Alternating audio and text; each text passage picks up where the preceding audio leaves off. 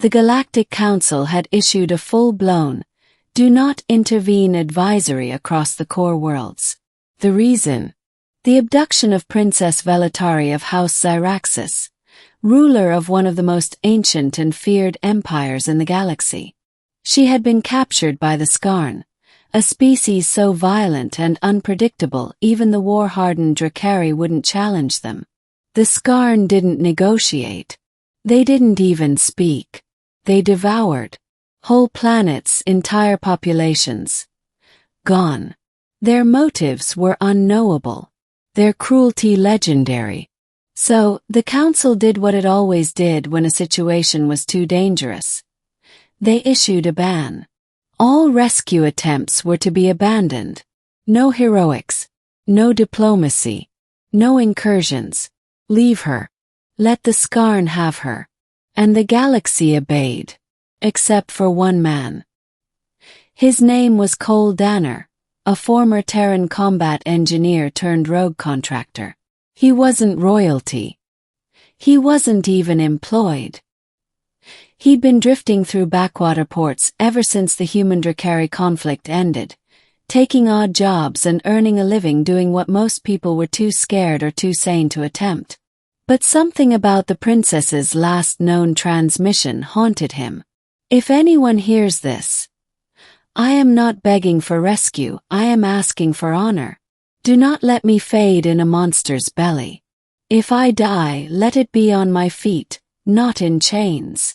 Cole played the recording on repeat in his bunk on the derelict freighter he called home. She didn't sound afraid. She sounded tired. Not of death, but of abandonment. He made a decision. I'm going. His ship's AI, Halley, buzzed in alarm. Your chances of survival are below 1.7%. Then we'll have to be clever. Middle. The Skarn homeworld, if it could be called that, wasn't listed on any NAV chart. But rumors placed their staging grounds in the dead system of Zephyr 9.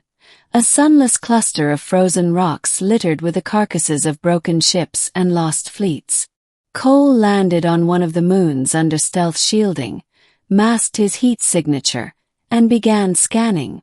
It didn't take long. The Skarn didn't exactly believe in subtlety. A massive, fleshy spire jutted from a crevasse, oozing spores and leaking acidic vapor. Deep within it, biosigns. One of them was unmistakably not Skarn. Humanoid. Faint but alive. Found you. Getting in was going to be hell. Getting out. Suicidal. Cole strapped on his exosuit, an ancient, dented thing held together with welds and a stubborn refusal to die. It wasn't pretty, but it had saved his life more times than he could count. The exosuit could take a hit from plasma and punch through steel bulkheads. But Skarn flesh was something else. Shifted. Regrew. Thought. Still he went in. The spire's entrance pulsed like a beating heart, its surface soft but unnaturally strong. Cole used a monomolecular blade to cut a hole, crawled through the sticky membrane, and dropped into a chamber bathed in bioluminescent glow. It smelled of decay and heat. He moved fast. He had mapped the tunnels as best he could with the drone scans. The princess was deep, too deep. Deeper than any sane person would go. As he descended, he saw them. Skarn, dozens of them, twitching and sniffing like hounds just beyond the edge of light.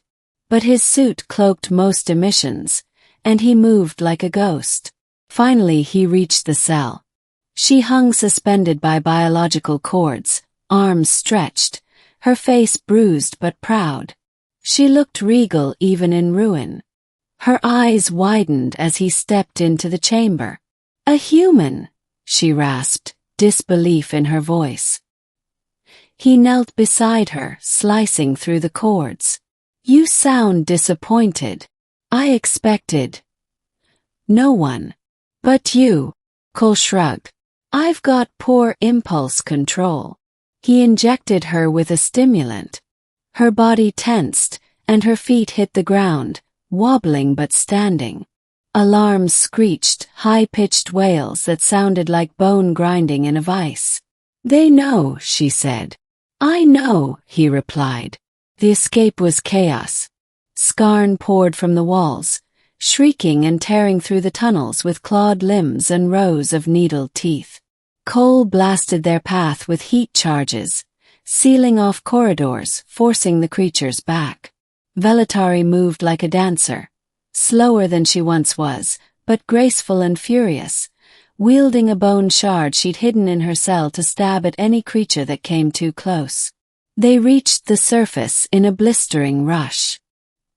His ship, the Daring Escape, a sarcastic name he now regretted, waited cloaked nearby. But the Scarn weren't letting them go. One lunged, and Cole caught its claw across the side of his helmet. Warning lights flared. Oxygen leak. He fell hard. Velatari screamed his name, and drove the shard into the creature's head. She dragged him toward the ship, her elegant frame trembling, blood on her lips. "Open hatch," she shouted.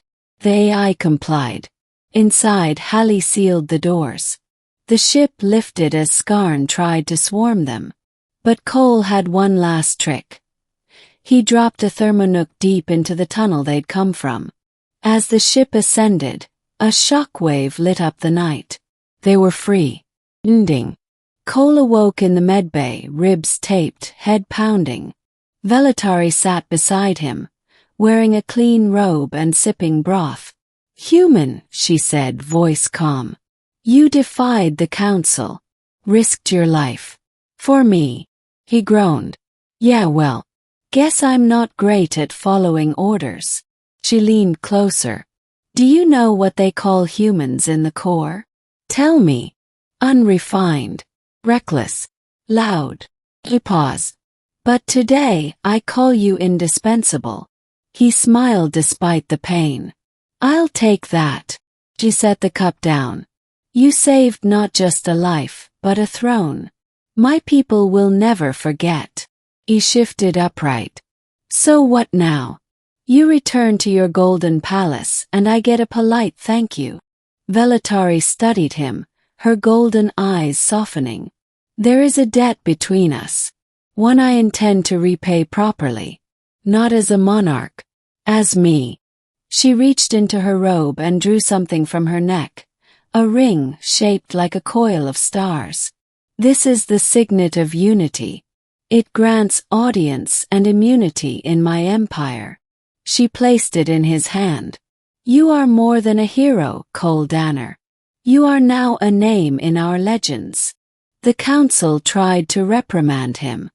He laughed in their faces. "I'm under Zyrax's protection," he said, flashing the ring. "Complain to the princess." Eventually they stopped trying. Months later, his ship landed on Zyraxis Prime. The princess met him personally, stepping down from her obsidian dais to greet him with a warrior's clasp. The crowd gasped as she stood beside him. And when she said, "This human is not a savior. He is my equal," the galaxy would never be the same. And in the hearts of billions, one truth began to echo louder than all the rest. When everyone else turned away, only a human stepped forward.